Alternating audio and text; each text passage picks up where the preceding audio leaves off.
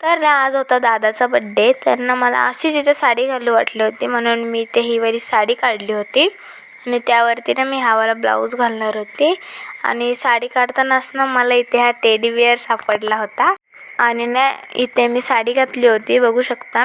नंतर संध्याकाळी भेळ बनवायची होती, म्हणून मी मम्मीला इथे टोमॅटो आणि कांदा चिरून दिला होता. मम्मीने भेळ बनवली आणि नंतर मग दादाचा बड्डे होता म्हणून मी ते रेडी झाली. नंतर मग आम्ही दादाचा बड्डे सेलिब्रेशन केला. नंतर केक ते कापून झाल्याच्या नंतर आम्ही फोटो शूटिंग केले, म्हणजे फोटो काढले. नंतर मग आम्ही हॉटेलमध्ये गेलो. हॉटेलमध्ये मम्मी पप्पा इथे मेन्यू कार्ड बघत होते. नंतर इथे मसाला पापड मागवला होता. मसाला पापड मागून झाल्याच्या नंतर इथे आम्ही जेवण मागवलं होतं आणि इथे मग आम्ही नंतर निघालो.